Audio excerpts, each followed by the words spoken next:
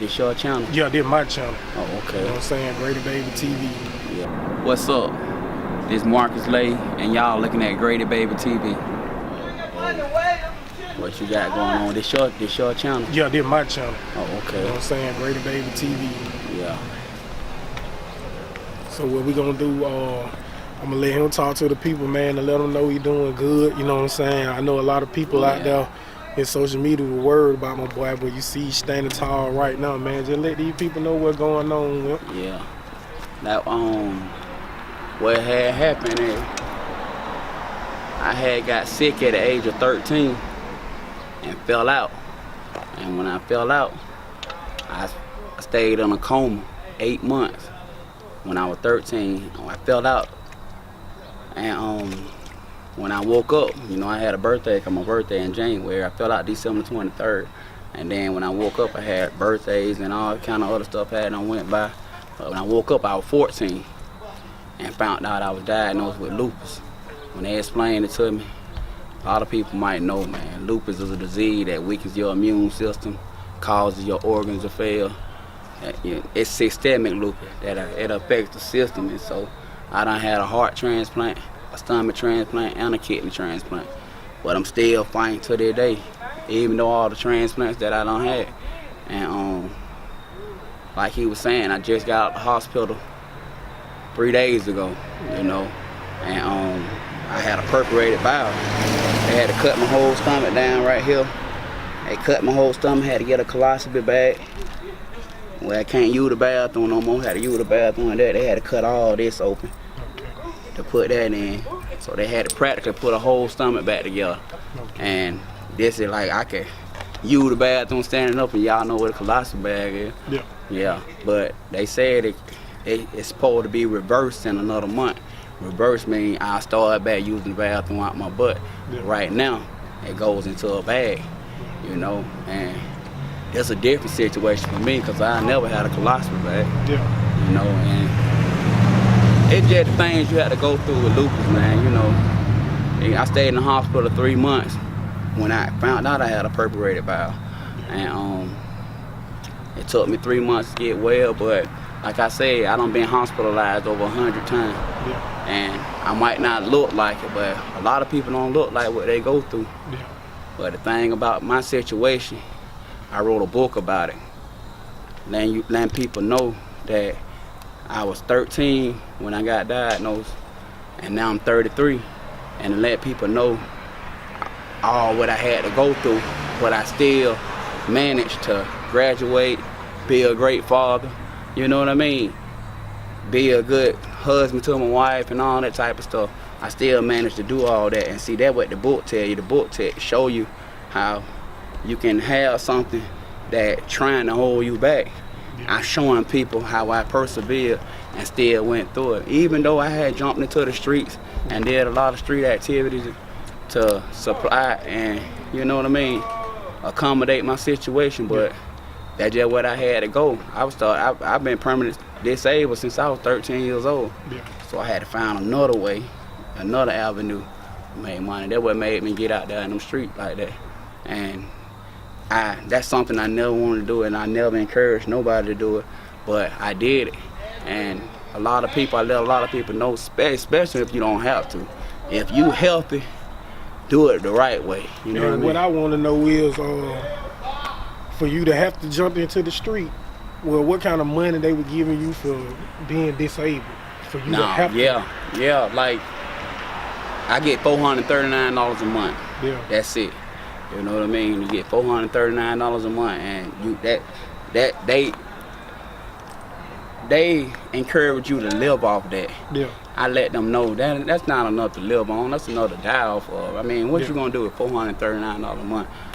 How quick can you spend $400? You know what I mean? Yeah. This supposed to get you through the whole month with 4 kids. You know what I mean? Light bill, rent, all kind of stuff like that. You know what I mean? So people got to understand, like, I ain't never wanted to be a drug dealer, but it's something I had to do. You know what I mean? My body wasn't healthy enough to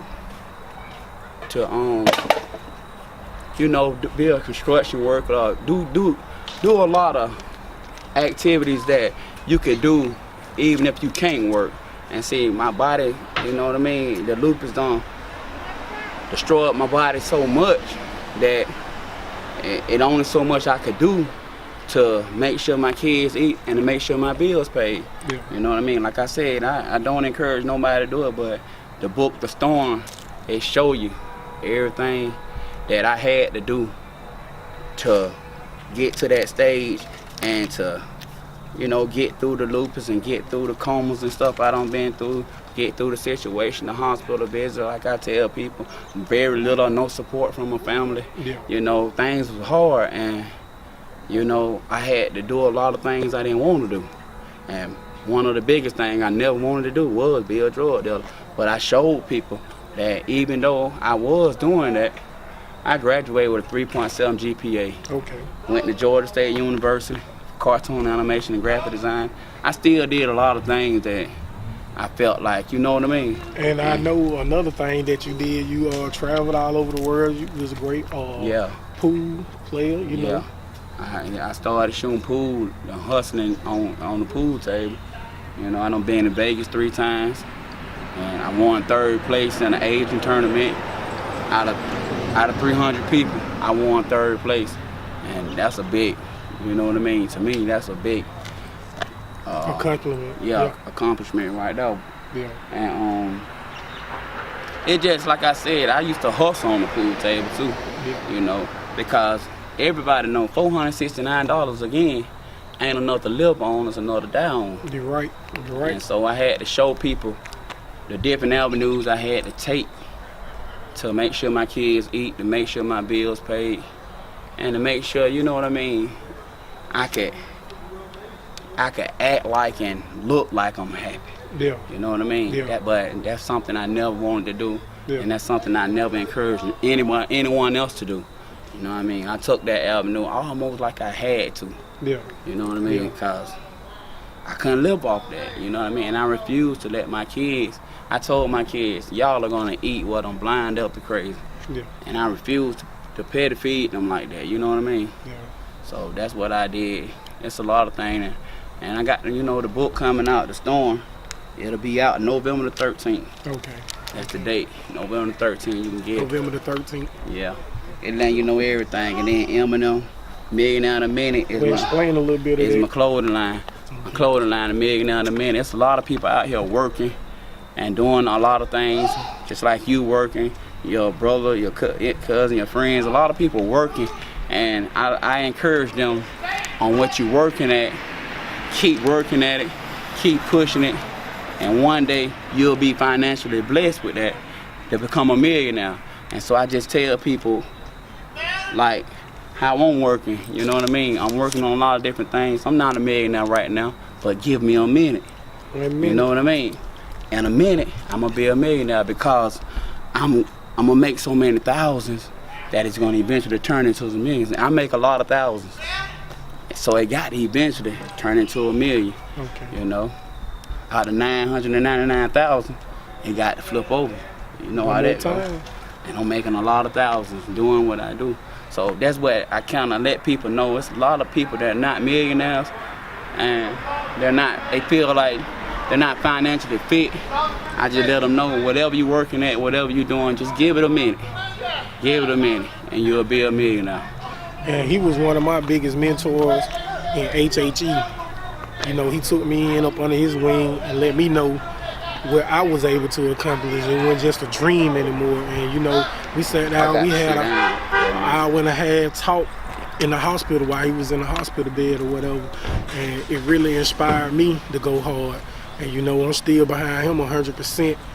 And like I say, man, they're one of my greatest friends and biggest mentors. And I'm going to wrap it up for a minute, and I'll catch y'all the next time. One.